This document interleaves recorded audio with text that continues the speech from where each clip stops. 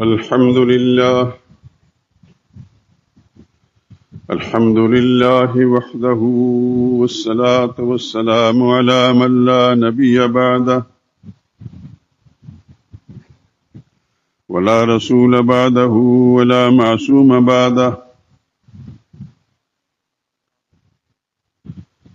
أما بعد فإن خير الحديث كتاب الله وخير الهدي هدي محمد صلى الله عليه وسلم وشر الأمور محدثاتها وكل محدثة بدعة وكل بدعة ضلالة وكل ضلالة في النار.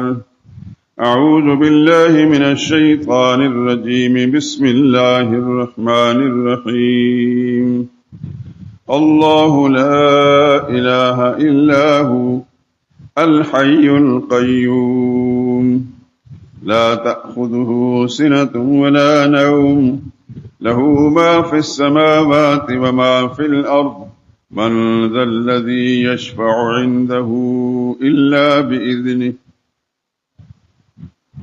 يعلم ما بين أيديهم وما خلفهم ولا يحيطون بشيء من علمه إلا بما شاء وسع كرسيه السماوات والأرض ولا يؤوده حفظهما وهو العلي العظيم.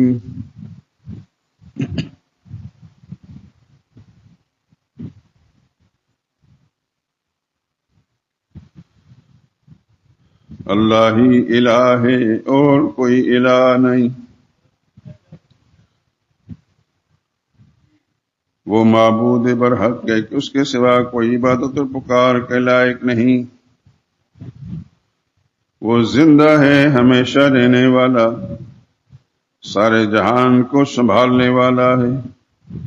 اسے نہ اونگ آتی ہے نہ نیند. جو کچھ آسمانوں میں اور جو کچھ زمین میں ہے سب اسی کا ہے. کون ہے کہ اس کی اجازت کے بغیر اس سے کسی کی سفارش کر سکے؟ جو کچھ لوگوں کے روبرو ہو رہا ہے، جو کچھ ان کے پیچھے ہو چکا، اسے سب معلوم ہے، اور وہ اس کی معلومات میں سے کسی چیز کا احاطہ نہیں کر سکتے. ہاں، جس قدر وہ چاہتا ہے اسی قدر معلوم کرا دیتا ہے. اس کی بادشاہت اور اس کا علم آسمان و زمین سب پر حاوی ہے. اسے ان کی حفاظت کچھ بھی دشوار نہیں. وہ بڑا علی شان اور عظیم الشان ہے. سبحان ربک رب العزت عما یصفون وسلام علی المرسلین والحمد للہ رب العالمین.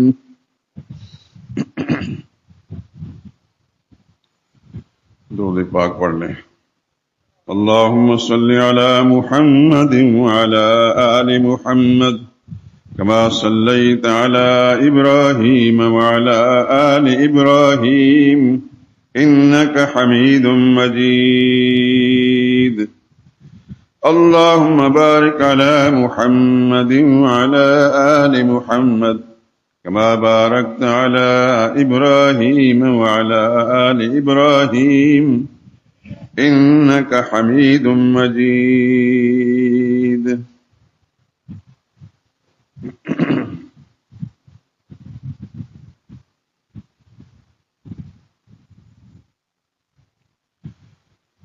خدا سے بڑھ کے ہو سکتا نہیں ہے مہرباں کوئی.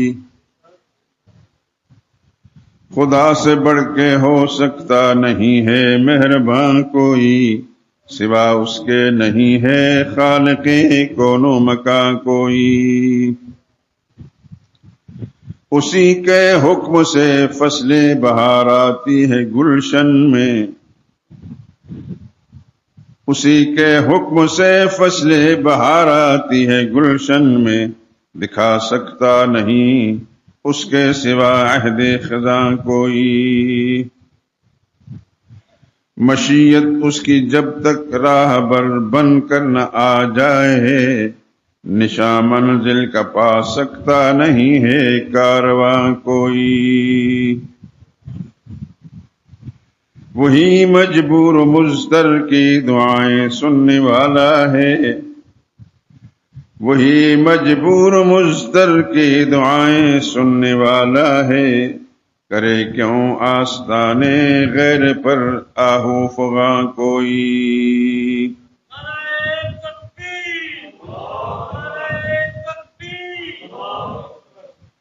دعاؤں میں پکارو اس خدا بندے جہاں ہی کو، دعاؤں میں پکارو اس خدا بندے جہاں ہی کو، نہیں جس کے سوا حاجت روائے دو جہاں کوئی۔ وہی ہے حامی و ناصر، وہی ہے حامی و ناصر، وہی ہے حاضر و ناظر، بجز ذات خدا ہرگز نہیں ہے غیب داں کوئی۔ زمین و آسمان شمس و قمر دن رات شاہد ہیں، زمین و آسمان شمس و قمر دن رات شاہد ہیں، نہیں اس کے سوا ارض و سما کا حکمراں کوئی۔ اسی کے قبضہ قدرت میں ہے نفع و ضرر سب کا، سوا اس کے نہیں ہے مالک سود و زیاں کوئی۔ خدا کے نام ہی سے مشکلیں آسان ہوتی ہیں،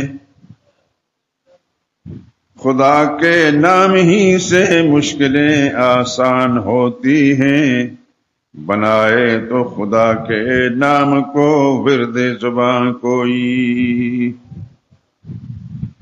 یہی تعلیم قرآن ہے، یہی ہے حاصل سنت، یہی تعلیم قرآن ہے، یہی ہے حاصل سنت، نہیں معبود برحق جز خدا بندے جہاں کوئی۔ اسی کا دامن رحمت پناہ عاصیاں ہوگا،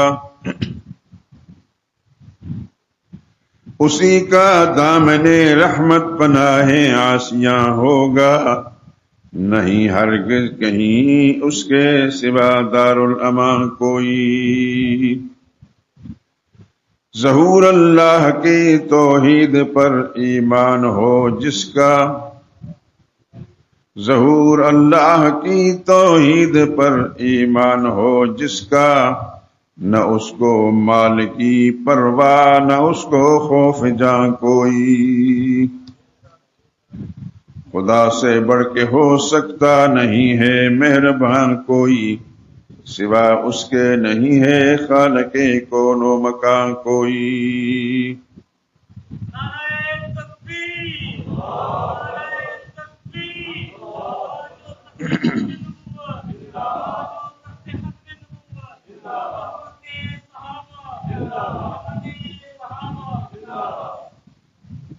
جزاکم اللہ خیرا۔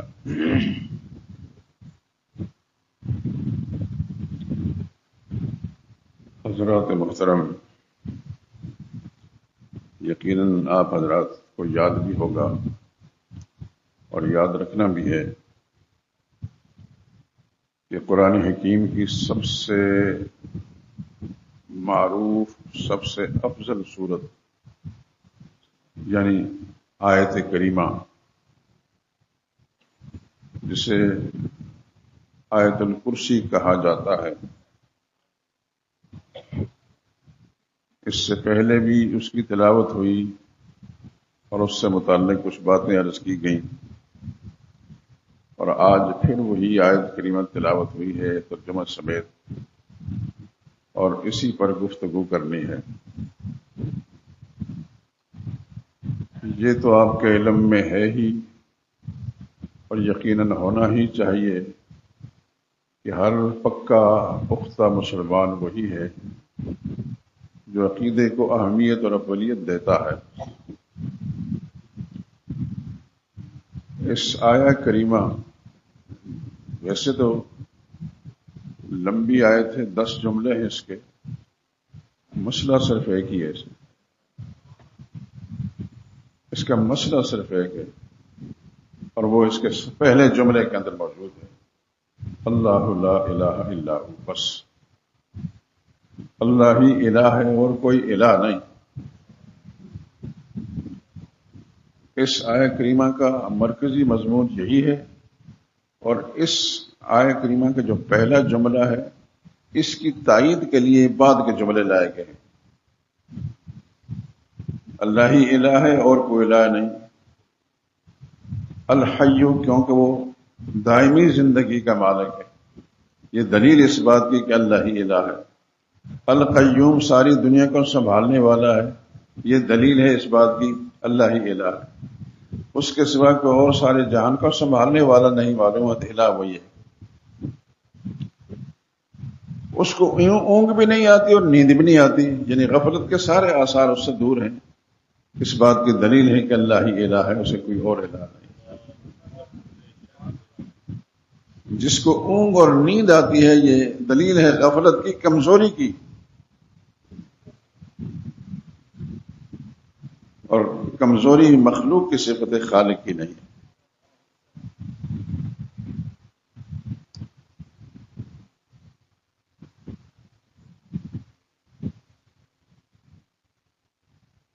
اللہ اکبر۔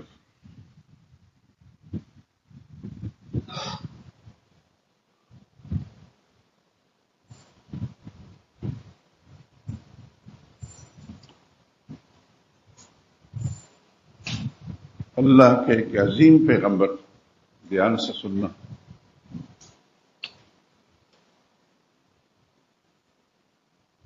جس کو رب العالمین نے ایسی بادشاہت دی تھی کہ اس سے پہلے بھی کسی کو نصیب نہیں، اور اس کے بعد آج تک کسی کو نصیب نہیں، اور قیامت تک نہیں ہوگا۔ اور آپ سمجھ گئے ہوں گے وہ پیغمبر سیدنا سلیمان علیہ السلام ہے۔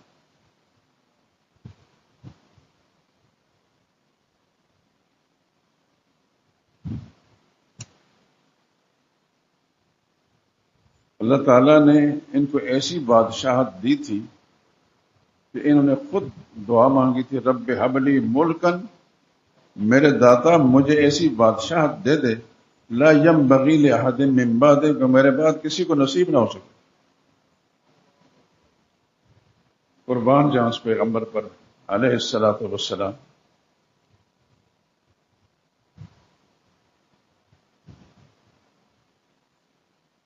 اللہ نے دی ان کو ایسی بادشاہت دی کہ جن و انس، جنات بھی ان کے فرمانبردار تھے اور انسان تو فرمانبردار تھے ہی۔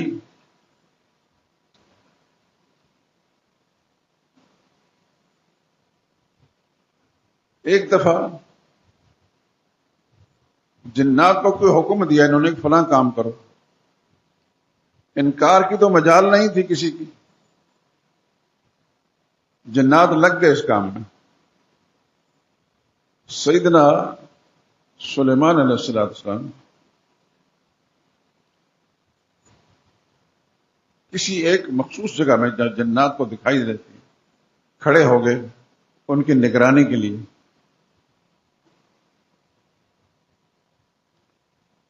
اور نگرانی کے دوران ہی ان کو اونگ آئی،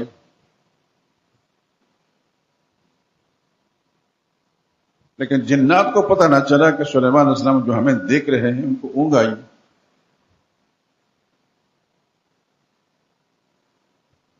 حتیٰ کہ بعد میں موت بھی آ گئی۔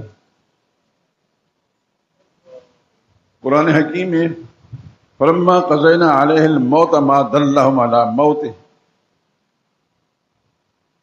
ہم نے جب سلیمان علیہ السلام پر موت طاری کر دی تو جنات کو پتہ نہ چلا کہ ہماری نگرانی کرنے والی شخصیت سیدنا سلیمان علیہ السلام وہ زندہ نہیں ہے، فوت شدہ ہے، لیکن کھڑے تھے، اپنی لاٹھی کے سہارے کھڑے تھے۔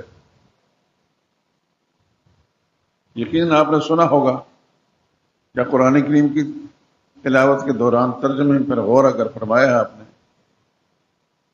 تو آپ کو میری بات کی تصدیق ہوگی۔ جنات کام میں لگے ہیں،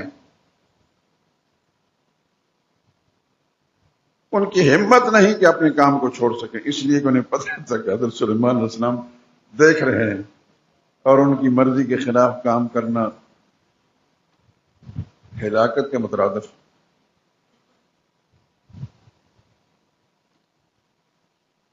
قرآن کہتا ہے فلما قضینا علیہ الموت، ہم نے سلیمان علیہ السلام پر موت کے فیصلے کر دیے، کھڑے کھڑے ہیں لاٹھی کے سارے، ما دل علی موت ہی، ان کی موت سے جنات کو پتہ نہ چل سکا، الا دابۃ الارض، ایک لاٹھی جس کے سہارے وہ کھڑے تھے،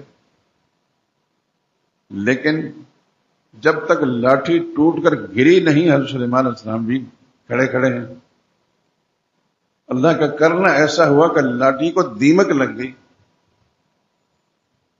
دیمک کا کیڑا لاٹھی کے ایک سرے پر لگ گیا اور وہ اس کو کھاتا رہا۔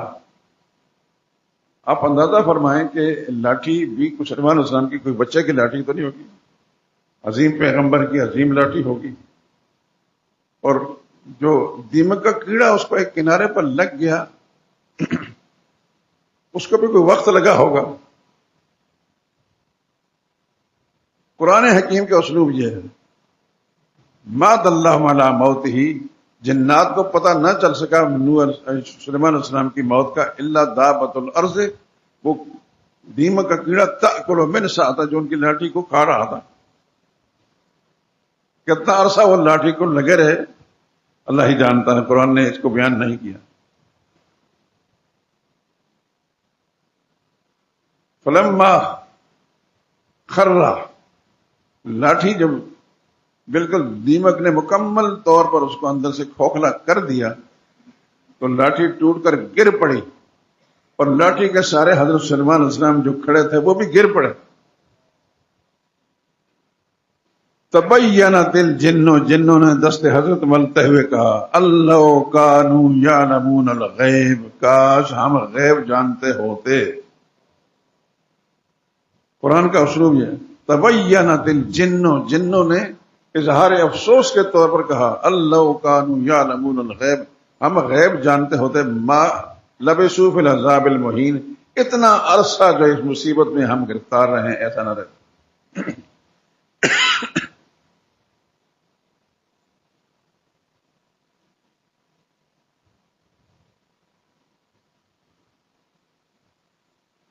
معلوم ہوتا ہے کہ دائمی زندگی کا مالک صرف اور صرف اللہ ہے۔ قرآن حکیم کی اسی آیت کریمہ میں پہلے دعویٰ ہے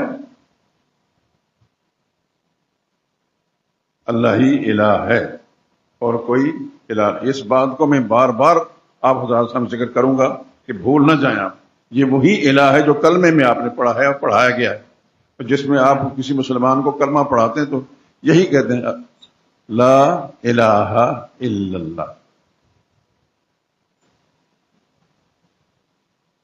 سلیمان علیہ السلام گر پڑے کیونکہ دائمی زندگی کے مالک نہیں تھے، دائمی زندگی کا مالک، ازلی اور ابدی زندگی کا مالک ایک اللہ ہے، ایک اللہ ہے۔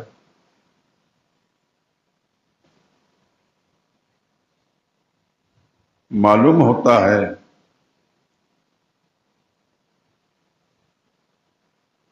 کہ خالق کائنات نے بڑے بڑے رتبے، عہدے، منصب عطا فرمائے جیسے حضرت سلیمان علیہ السلام کو، لیکن وہ صفت جو خالق ہونے والی صفت ہے وہ نہ ان کے مناسب تھی نہ ان کو دی۔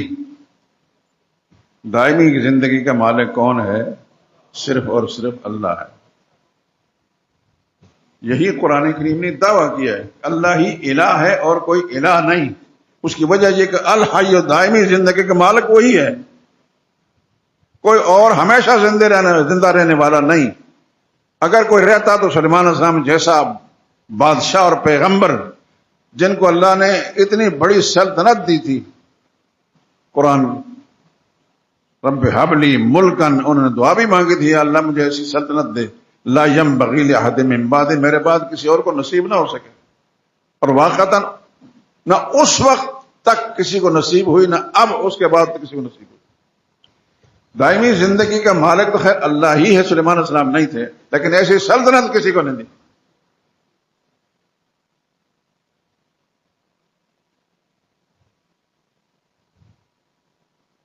میرا رب بڑی شان والا ہے. پیغمبر کو نبوت بھی دی، اور پھر پیغمبر ابن پیغمبر ہے. ان کے والد حضرت داؤد علیہ السلام بھی پیغمبر تھے،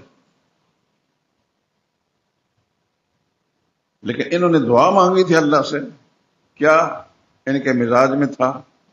رب ہب لی ملکن، میرے اللہ مجھے عطا کر ایسی حکومت، سلطنت لا ینبغی لأحد من بعدی، میرے بعد کسی اور کو نصیب نہ ہو سکے. اور پھر اللہ نے دی،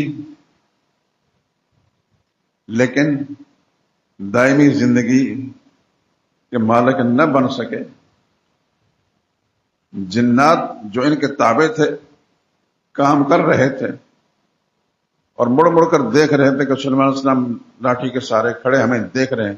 ایک قضاء و قدر کے فیصلے، قضینا علیہ الموت، ہم نے روح قبض کر لی.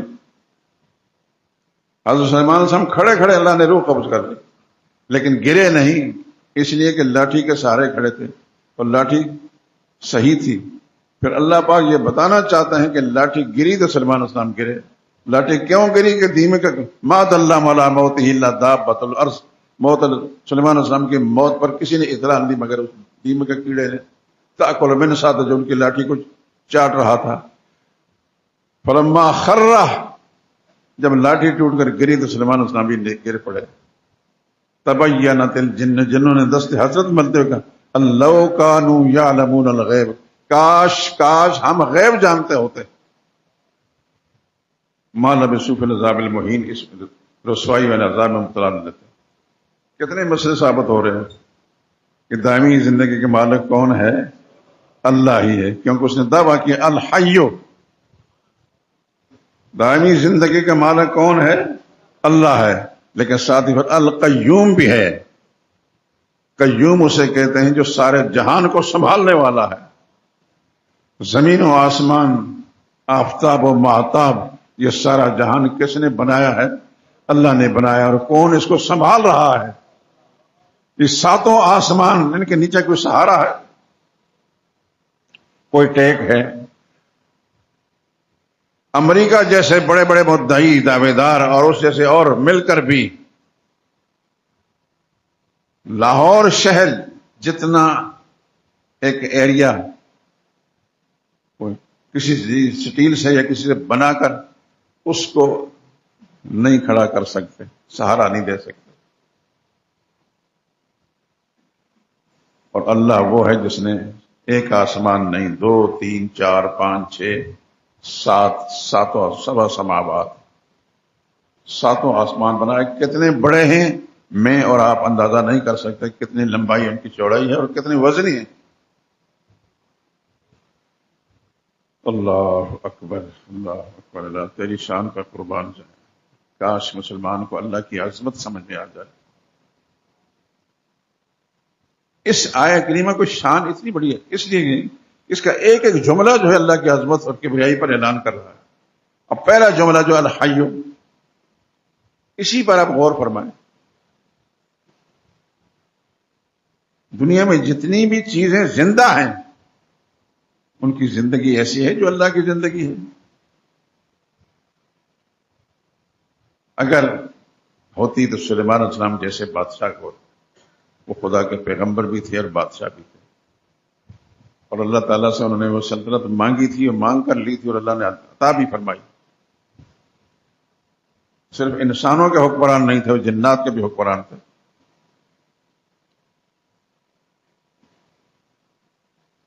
لیکن ان کی زندگی وہ نہیں تھی جو اللہ نے اپنی ذات کے لیے مخصوص رکھی. دائمی زندگی کا مالک کون؟ اللہ. یہ ذہن میں ہمیشہ رہنا چاہیے.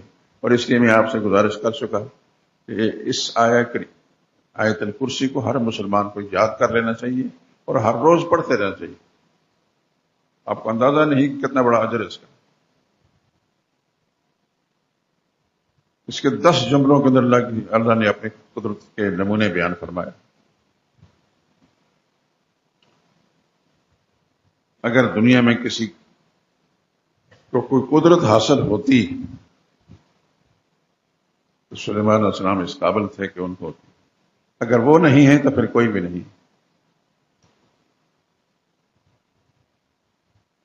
یہ جو مسئلہ میں آپ حضرات سے عرض کر رہا ہوں، اس کی وجہ یہ ہے کہ دین کی بنیاد اللہ کی توحید ہے. دین کی بنیاد اللہ کی توحید ہے. توحید نہیں تو کچھ بھی نہیں.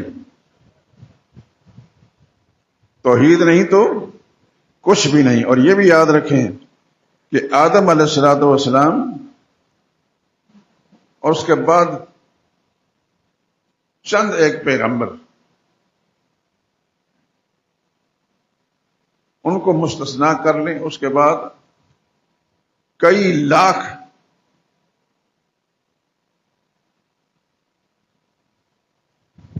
دنیا کے اندر اللہ کے نیک بندے ہیں، ان میں خدا کے پیغمبر بھی ہیں.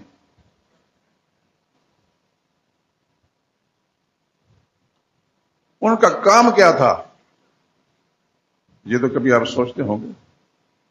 اپنے آقا حضرت محمد مصطفیٰ صلی اللہ علیہ وسلم کی مدنی زندگی کے بارے میں تو آپ بہت کچھ جانتے ہیں، لیکن مکی زندگی کے بارے میں ایک ہی کام تھا.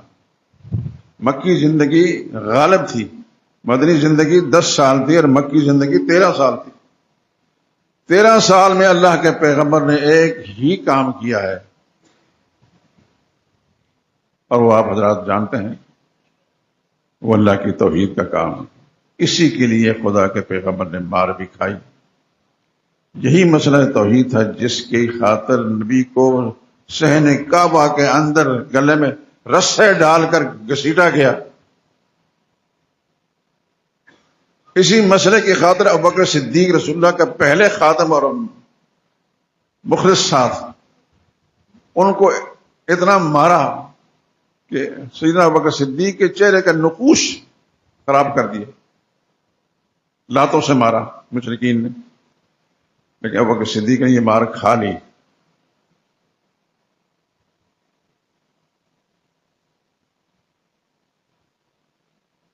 نبی کریم صلی اللہ علیہ وسلم کے اپنے چچا، اپنا خون، ابو لہب جسے کہتے ہیں، اس نے سب سے پہلے رسول اللہ صلی اللہ علیہ وسلم پر پتھر پھینکا.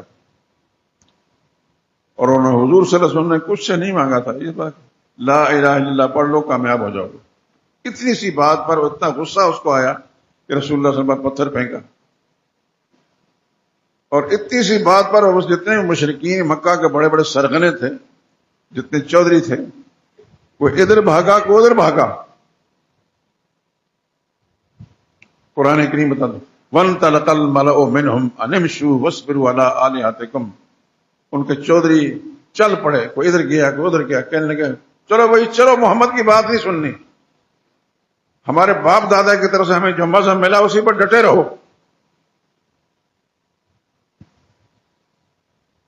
نبی کریم صلی اللہ علیہ وسلم سے کیا مانگا تھا؟ کوئی اقتدار مانگا تھا، کوئی سیٹ مانگی تھی، کوئی کرسی مانگی تھی. ان کی بھلائی کے لیے رسول اللہ صلی اللہ علیہ وسلم فرما رہے تھے قولوا لا الہ الا اللہ تفلحوا. بس اتنا جملہ کہہ دو، اس کو مان لو، کامیاب ہو جاؤ گے تم. پھر 13 سالہ مکی زندگی میں کیا کیا ہوا رسول اللہ صلی اللہ علیہ وسلم کے ساتھ، بہت چیزیں آپ نے سنی بھی ہوں گی، پڑھی بھی ہوں گی. آپ کے صحابہ کرام کے ساتھ کیا کیا ہوا. آگ پر لٹایا گیا. حضرت بلال حبشی رضی اللہ تعالیٰ عنہ حبشہ کا رہنے والے تھے، انگاروں پر ان کو لٹایا گیا. ذرا سوچیں تو صحیح، کسی انگارے پر اپنی انگلی رکھ کر 1 منٹ کے لیے اندازہ فرما لیں. بعض صحابہ کرام کو انگاروں پر لٹا کر اوپر سینے پر پتھر رکھے گئے.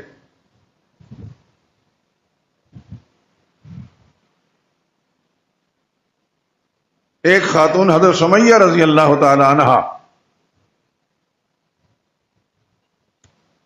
اللہ اکبر، انسان سوچتا ہے تو لرز اٹھتا ہے. مکہ کا جو بڑا چودھری تھا، بڑا بدماش تھا، ملعون تھا، ابو جہل، اس ملعون نے پہلے حضرت سمیہ کو کہا کہ محمد سے بغاوت کا اعلان کر. انہوں نے فرمایا یہ نہیں ہو سکتا. ان کے سامنے ان کے شوہر کو قتل کیا، یاسر کو رضی اللہ تعالیٰ عنہ. ان کے بیٹے حضرت عمار کو بھی قتل کیا گیا۔ پھر ان کو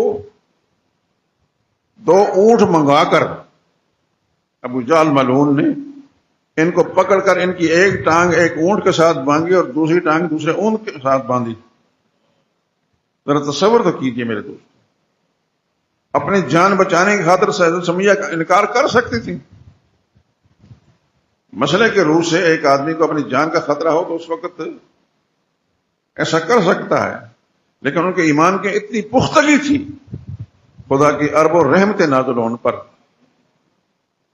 بعض کتابوں میں یہ بھی آتا کہ ابو جہل ملعون نے برچھا لے کر ان کے اندامِ نازک پر مارا اور ایک اونٹ کو ادھر بگایا دوسرے کو ادھر بگایا، 2 ٹکڑے ہو گئی خدا کی توحید کی خاطر، لیکن ایمان کو نہیں چھوڑا۔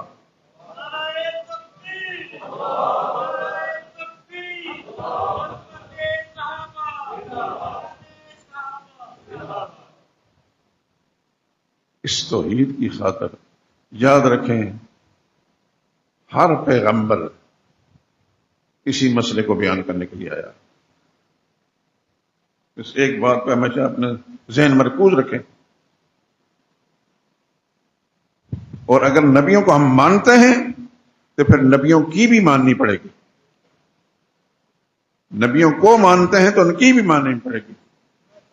کیا کام کرتے رہے، کیوں انہوں نے مارے کھائیں، کیوں قربانیاں دیں، وطن سے بے وطن ہوئے، خاندان قربان کیے، کئی نبی قتل ہوئے۔ یقتلون النبیین بغیر حق، قرآن کریم میں آپ پڑھتے ہیں نہ حق خدا کے نبیوں کو قتل کیا گیا۔ یہ خدا کے دین یہ اتنی بڑی قربانیاں مانگتا ہے کہ انسان صبر بھی نہیں لا سکتا۔ لیکن یاد رکھیں میرے دوستو، میں جو کچھ آپ کے سامنے گزارش کر رہا ہوں یہ دین کی بنیاد ہے، اس کی خاطر نبیوں نے قربانیاں دیں، اور اس کے لیے میں اور آپ بھی کم سے کم اپنے احساسات، اپنی فکر، اپنی سوچ قربان کر سکتے ہیں۔ اگر ہماری سوچ اور فکر غلط ہے، باپ دادا سے ہمیں غلط ملی ہے، ہمارا باپ ہمارا دادا یہ کرتا تھا وہ کرتا تھا، فلاں سے جا کر مرادیں مانگتا تھا، فلاں مقبرے پر جا کر گردن جھکاتا تھا، فلاں کے نیازیں دیتا تھا، یہ کرتا تھا وہ کرتا تھا، یہ آپ حضرات مجھ سے بہتر جانتے ہیں۔ وہ غلط ہے، غلط ہے، غلط ہے۔ صحیح بات وہ ہے جو خدا کے پیغمبر کرتے ہیں، اور ہم بھی اگر خدا کی پکڑ سے بچنا چاہتے ہیں، ہماری نسلیں بھی خدا کے عذاب سے اگر ہم کوشش کرتے ہیں کہ وہ بھی بچ جائیں، تو پھر ہمیں نبیوں کی بات ماننی پڑے گی۔ یہ بات یاد رکھیں، ہمیں نبیوں کی بات ماننی پڑے گی۔ یہ جو بات میں کہہ رہا ہوں، قبروں پر جا کر جھکنا اور ان سے مرادیں مانگنا، یہ غلط بات ہے۔ قبر کے بزرگوں کو ماننے کا میں انکار نہیں کرتا، ان کی بزرگی کا قائل ہوں، لیکن ان سے مرادیں مانگنے یہ بہت بڑا جرم ہے اور کفر ہے۔ مرادیں پوری کرنے والا کون ہے؟ صرف اور صرف اللہ ہے۔ یہی بات محمد مصطفیٰ صلی اللہ علیہ وسلم نے اور آپ کے صحابہ کرام نے قربانیاں دے دے کر دنیا والوں کو سمجھائی ہے، اور آج بھی میرے لیے اور آپ کے لیے بھی یہی بات درست ہے کہ ہم اللہ کے پیغمبروں کی بات کو مانیں اور اس کے مطابق اپنے عقائد کو سنواریں۔ جس چیز سے خدا کا نبی نے منع فرمایا ہے اور نبی کی تعلیم یافتہ ان کا شاگرد نے منع فرمایا، اسے ہمیں منع ہونا پڑے گا۔ نبی کو مانتے ہیں تو پھر نبی کی بات بھی ماننی پڑے گی۔ اب یہ آیت جو مختصر سی آیت ہے، لیکن بار بار میں اس کا تذکرہ آپ کے سامنے کر رہا ہوں، اس کا پہلا جملہ یہ اعلان ہے، اس اعلان کو ماننا، اللہ لا الہ الا ہو، اللہ ہی الہ ہے، اللہ ہی الہ ہے، اس کے سوا کوئی اور الہ نہیں۔ اب لفظ الہ پر غور کریں تو ساری بات سمجھ میں آئے گی۔ اللہ ہی الہ ہے، وہی پیدا کرنے والا ہے، وہی زندگی دینے والا ہے، وہی رزق دینے والا ہے، وہی بیماری میں شفا دینے والا ہے، وہ ساری ضرورتیں پوری کرنے والا ہے۔ وہی اولاد دینے والا ہے۔ قرآن کریم کی کچھ آیات میں آپ کو سنانا چاہتا ہوں۔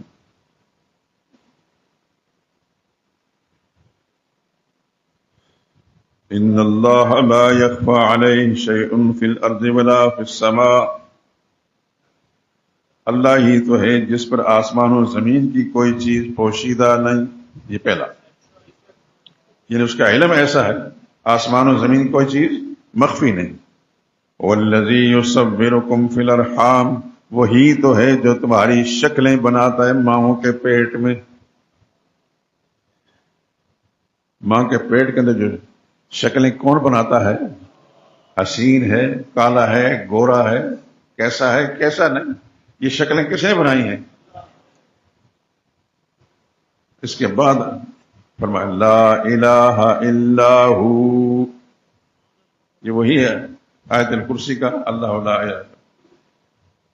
مان لو اس بات کو کہ اللہ کے سوا کوئی اور الہ نہیں، کوئی حاجت روا نہیں، کوئی مشکل کشا نہیں، اولاد دینے والا نہیں، شفا دینے والا نہیں۔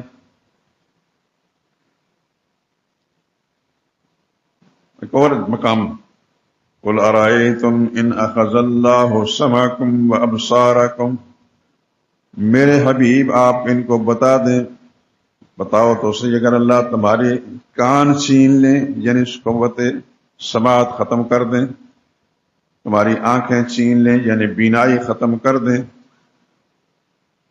وَخَتَمَ عَلَىٰ قُلُوبِكُمْ، دل کی سوجھ بوجھ بھی ختم کر دیں، من الہ غیر اللہ، پھر بتاؤ اللہ کے سوا کوئی اور الہ ہے جو تمہاری بینائی کو واپس دے دے، تمہاری سنوائی کو واپس دے دے۔ لیکن ہر مسئلے کے ساتھ لفظ الہ لایا گیا، یہ سارے قرآن کریم کا۔ معلوم ہوتا ہے کہ جب آپ کسی کافر کو، کسی غیر مسلم کلمہ پڑھاتے ہیں تو سب سے پہلے لا الہ الا اللہ پڑھاتے ہیں، اسی کے اندر سب کچھ ہے۔ اللہ کے سوا کوئی اور الہ نہیں، ساری طاقتوں کا مالک، قدرتوں کا مالک نہیں، اللہ ہی الہ ہے اور کوئی الہ نہیں۔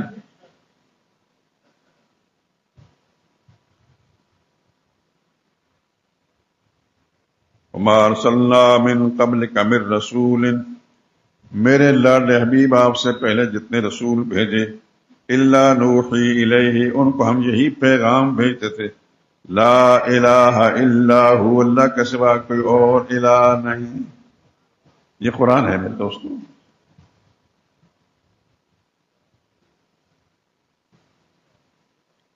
یونس علیہ السلام خدا کے پیغمبر تھے، جانتے ہیں آپ، اللہ کے عظیم پیغمبر سیدنا یونس علیہ السلام۔ تفصیلات میں نہیں جانا چاہتا، یہ ایک سمندری سفر کے اندر کشتی پر بیٹھے تو کشتی ڈولنے لگی،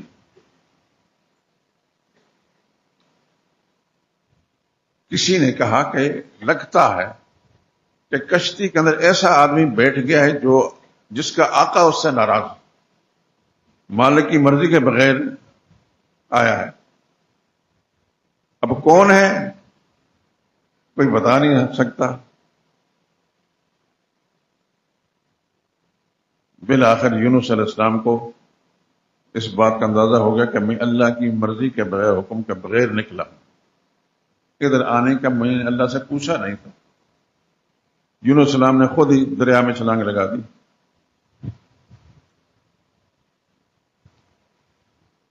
اب وہ خدا کے پیغمبر ہیں، اللہ نے اپنے تکوینی حکم کے ساتھ اس مچھلی کو، جس مچھلی کے پیٹ میں یونس علیہ السلام گئے، وہ کہاں تھی، اس مچھلی کو حکم دیا کہ پہنچ فلاں جگہ، میرا پیغمبر آ رہا ہے، اور اس کو لقمہ بنا لے، لیکن غذا نہیں بنانا،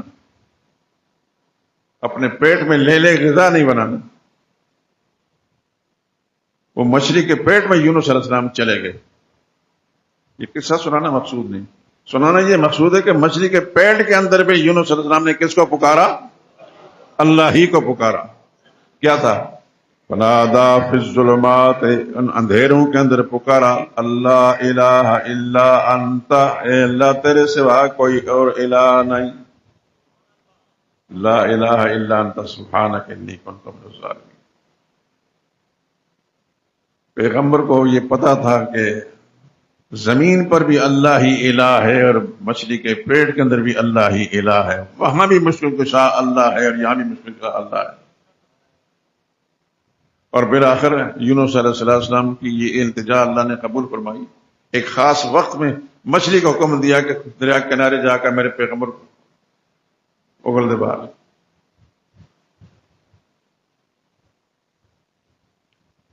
تو لفظ الہ بتا رہا ہے کہ ہر جگہ مشکلوں میں کام آنے والی ذات اللہ ہی کی ہے، اللہ ہی کی ہے۔ میرے دوستوں، میں آپ حضرات سے یہ گزارش کر رہا ہوں، دیکھیے مشکلیں مجھے بھی ہیں، آپ کے بھی ہیں، لیکن اپنے رب کے ساتھ اپنا تعلق مت توڑیں۔ دنیا کے اسباب ضرور اختیار کریں جو کچھ بھی ہے، لیکن اسباب میں فائدہ نہیں، مسبب الاسباب، اسباب کے اندر تاثیر پیدا کرنا یا ان کو فعل کرنا، یہ کس کے اختیار میں ہے؟ صرف اللہ ہی کے اختیار میں ہے۔ اپنے رب کے ساتھ اپنا تعلق نہ جوڑیں، نہ توڑیں، اور یہی اپنے عزیزوں کو، اپنے بچوں کو، اپنے ماتحتوں کو سبق پڑھائیں کہ سارے اختیارات کا مالک اللہ ہے۔ اگر ہمارا یہ عقیدہ نہیں تو ہمارے کلمے کا کوئی اعتبار نہیں، کلمہ بھی ہمارا پھر جھوٹا پڑنا ہے۔ اگر ہم کسی ہندو کو، سکھ کو، عیسائی کو، یہودی کو، کسی غیر مسلم کو کلمہ پڑھاتے ہیں تو اس عقیدے کے ساتھ پڑھاتے ہیں کہ کلمے کے ساتھ اس میں ایمان آ جائے گا، وہ مسلمان ہو جائے گا، دار اسلام کے اندر آ جائے گا۔ تو ایمان کیا ہے؟ پہلے اس کا مشرکانہ عقیدہ تھا، وہ ہندو تھا، بت پوجا کرتا تھا، اب لا الہ الا اللہ کے ساتھ وہ بتوں سے انکار کر کے پھر اللہ کی ذات پر آ جائے گا۔ اگر ہمارا اپنا عقیدہ صاف نہیں دوستوں تو کسی اور کو کلمہ پڑھانے کا کیا مطلب ہوگا؟ سب سے پہلے اپنا عقیدہ درست کرنا پڑے گا۔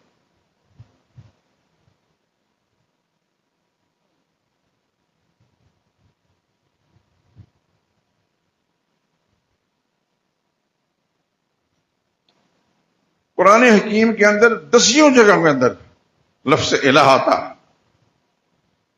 مثلا ایک جگہ میں بہت سارے نبیوں کا ذکر کر کے اللہ فرما وَمَن يَقُلْ مِنْهُمْ إِنِّي إِلَٰهٌ مِّن دُونِهِ فَذَٰلِكَ نَجْزِيهِ جَهَنَّمَ۔ اگر کوئی شخص یہ کہتا ہے کہ میں الہ ہوں، اللہ فرماتے ہیں کہ اس کو ہم جہنم کے اندر جھونک دیں گے۔ الہ صرف اللہ ہی ہے، اللہ کے سوا کوئی اور الہ نہیں۔ مَتَّخَذَ اللَّهُ مِن وَلَدٍ، اللہ وہ ہے جس کی کوئی اولاد نہیں، وَمَا كَانَ مَعَهُ مِنْ إِلَٰهٍ، نہ اس کے ساتھ کوئی اور الہ ہے۔ اسلوب بدل بدل کر قرآن حکیم کے اندر اس مسئلہ کو بیان کیا گیا۔ میں بڑے آسان طریقے سے آپ کی خدمت میں کر رہا ہوں۔ ایک تو یہ کہ آیت الکرسی آپ کو یاد ہوگی، ہر وقت پڑھتے رہیں گے اور آپ کے ایمان میں تازگی پیدا ہوتی جائے گی، خدا کی رحمتوں کے حقدار مستحق بن جائیں گے اور عقیدے میں تازگی ہوتی رہے گی۔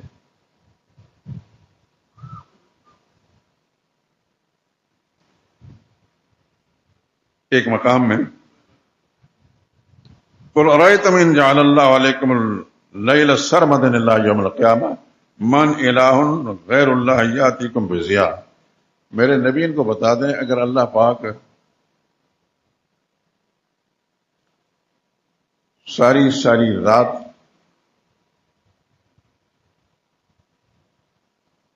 یعنی دن نہ ہو، رات ہی رات بنا دے، سارے اوقات کو رات ہی رات کر دے، اور تم روشنی چاہو تو بتاؤ روشنی کون لائے گا؟ اللہ کے سوا کوئی اور روشنی دے نہیں سکتا۔ پھر فرمایا یہ بتاؤ کہ اللہ ہمیشہ کے لیے دن کر دے، رات تمہیں چاہیے آرام کرنے کے لیے، تو پھر رات کون لائے گا؟ کوئی نہیں لا سکتا۔ اللہ ہی کی مہربانی سے دن بھی ہے اور رات بھی ہے۔ ہمیں پتہ نہیں چلتا کہ دن کا کیا فائدہ ہے اور رات کا کیا فائدہ ہے۔ ہم نے کبھی اس تنہائیوں میں بیٹھ کے اس بات پر غور نہیں کہ خدا کی مہربانیوں کا۔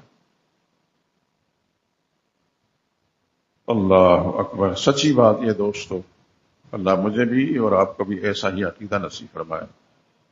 تنہائیوں میں بیٹھ کر ایک ایک چیز پر غور کریں۔ زمین کے دامن سے اگنے والی ایک کونپل کسی پودے کی، اس پہ غور کریں۔ آپ پھل خریدتے ہیں آج کل، کسی پھل میں کوئی لذت ہے، کسی میں کوئی لذت ہے، کسی میں کوئی لذت ہے، اسی زمین سے پیدا ہوا۔ اس زمین کے اندر یہ لذت، یہ مٹھاس کس نے پیدا کی؟ کبھی ہم نے تنہائیوں بیٹھ کر غور کیا اس بات پر؟ یہ کون کرنے والا ہے؟ یہ انگور چھوٹا سا دانہ ہے، خدا کی قسم اتنی لذت ہے اس کے اندر۔ جس علاقے میں پیدا ہوتا ہے، میں افغانستان گیا تورخم سے جب آگے طرف نکلے ہم، بڑے بڑے باغات ہم نے دیکھے، پانی کوئی نہیں تھا، کچھ زمین پر، لیکن یہ سارے کے سارے ڈرائی فروٹ جو آپ استعمال کرتے ہیں وہ وہاں۔ اور آج کل آپ انگور استعمال کرتے ہیں، ایک انگلی کا جو پورا ہے اتنا بڑا دانہ ہوتا ہے، اس کی لذت اس قدر ہے کہ میں بیان نہیں کر سکتا۔ یہ اس میں مٹھاس اور لذت کس نے رکھی ہے؟ کبھی ہم نے تنہائیوں بیٹھ کر غور کیا کہ جس اللہ نے ہمیں ایسی ایسی نعمتوں سے نوازا ہے، ہم اس کے شکر گزار بھی ہیں کہ نہیں؟ کیا ہمارا عقیدہ اس کی ذات کے بارے میں ایسا ہی ہے کہ سب کچھ کرنے والا وہی ہے، اس کے سوا کوئی اور نہیں؟ افسوس اس بات کا ہے کہ ہم من حیث القوم من حیث المجموع، ہمارے معاشرے کے اندر شرک کے جراثیم موجود ہیں۔ ہو سکتا ہے کہ کسی ساتھی کے ذہن میں یہ ہے کہ میں بزرگوں کو نہیں مانتا، نہیں، ایسی بات نہیں۔ میں پہلے بھی کہہ چکا ہوں، اب بھی کہتا ہوں، بزرگوں کا انکار کرنے والے پر لعنت بھیجتا ہوں۔ بزرگ زندہ ہے اس کو بھی مانتا ہوں، فوت شدہ اس کو بھی مانتا ہوں، لیکن بزرگ کو بزرگ مانتا ہوں، الہ نہیں مانتا۔ یہی سبق آپ کو دے رہا ہوں، الہ صرف اللہ ہے، اللہ کے سوا کوئی اور الہ نہیں۔ یہ سب بزرگ ہیں، زندہ ہیں تو بزرگ ہیں، فوت شدہ تو بزرگ ہیں۔ لیکن ہمارے معاشرے کی غالب اکثریت ایسی ہے۔ افسوس مجھے اس بات کا ہے کہ یہ مذہبی جو ٹھیکیدار ہیں، انہوں نے اپنے سامنے بیٹھنے والے عوام کو یہ عقیدہ سمجھایا ہے۔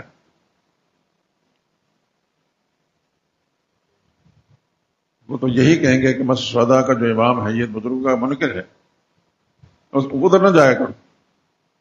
ہو سکتا ہے کہ آپ حضرات شروع میں آئے ہو تو یہی سوچ کر آیا ہوں کہ پتہ نہیں یہ بزرگوں کا منکر ہے، اس کی بات تو سننے چاہیے، کیا کہتا ہے؟ یہ بات سنو اچھی طرح کان کھول کر، میں بزرگوں کا منکر نہیں ہوں، سارے بزرگوں کو مانتا ہوں، فوت شدہ ہیں ان کو بھی مانتا ہوں، جو زندہ ان کو مانتا ہوں، لیکن بزرگوں کو بزرگ مانتا ہوں، الہ نہیں مانتا۔ مسئلہ میں آپ کو الہ سمجھا رہا ہوں، اللہ کے سوا کوئی اور الہ، یعنی ساری طاقتوں کا مالک، ساری طاقتوں کا مالک صرف اللہ ہے، الہ اسے کہتے ہیں۔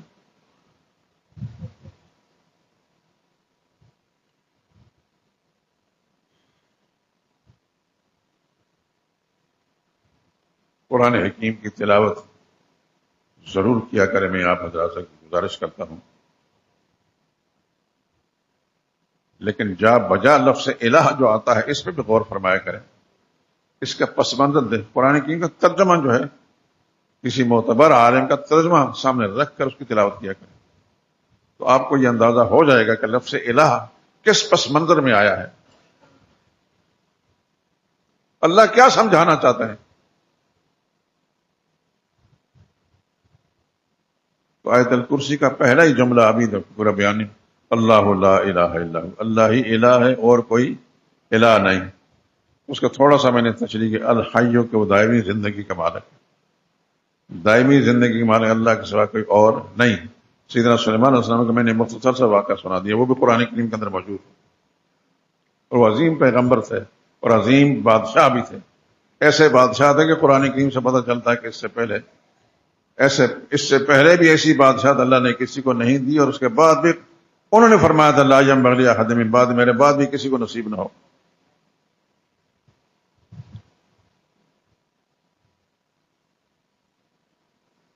تو آپ اندازہ فرما لیں کہ یہ لفظ الہ کیا کہہ رہا ہے۔ آپ تنہائیوں میں بیٹھ کر یا گھروں کے اندر تذکرہ کیا کریں، بچوں کے ساتھ، خواتین کے ساتھ، ان کو سمجھایا کریں، یہ سمجھایا کریں کہ تمہیں پتہ ہے کہ اللہ نے فرمایا لا الہ الا ہو، اللہ کے سوا کوئی اور الہ نہیں۔ الہ کا معنی کیا ہے؟ تو یہ وہ معنی نہیں جو کہا اللہ کے سوا کوئی معبود نہیں، اللہ کے سوا کوئی عبادت کے لائق نہیں۔ یہ دونوں عربی کے لفظ ہیں، اور عربی کا ترجمہ عربی سے نہیں ہوتا.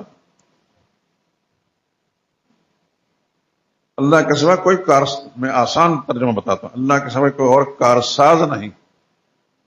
الہ کا معنی کارساز، کام بنانے والا، بگڑی بنانے والا، مرادیں پوری کرنے والا، مشکلیں آسان کرنے والا. قرآن کریم کے اندر 10 جگہوں کے اندر لفظ الہ آتا ہے. اس کے سیاق و سباق کو دیکھیں تو یہی مسئلہ سمجھایا جائے گا. اور آپ حضرات سے پھر گزارش کروں گا کہ آیت الکرسی کو یاد رکھیں، یاد کر لیا کریں. بچوں کو، خواتین کو اس کی طرف توجہ دلائیں. میری بچی وہاں انگلینڈ میں رہتی ہے تو اس کے کبھی کبھی میری ٹیلی فون پہ بات ہوتی ہے. چھوٹے چھوٹے بچے ہیں اس کے، تو باقاعدہ ان کو آیت الکرسی یاد کرائے گی. میں بڑا خوش ہوتا ہے اس بات پر کہ آیت الکرسی بچوں کو یاد کرا دی تو ساتھ ساتھ ترجمہ میں. تو آپ حضرات سے یہی گزارش ہے کہ اپنے گھروں کے اندر خواتین کو، بچوں کو یہ سبق دیں. یوں تو سارے قرآن کے اس کے ساتھ بڑا گہرا تعلق رکھ رہے ہیں، لیکن آیت الکرسی ایک مختصر سی آیت ہے جس کے 10 جملے ہیں. اس پہ غور کرتے رہیں گے تو انشاءاللہ العزیز عقائد کا معاملہ بالکل ٹھیک ہو جائے گا. وآخر دعوانا ان الحمد للہ رب العالمین.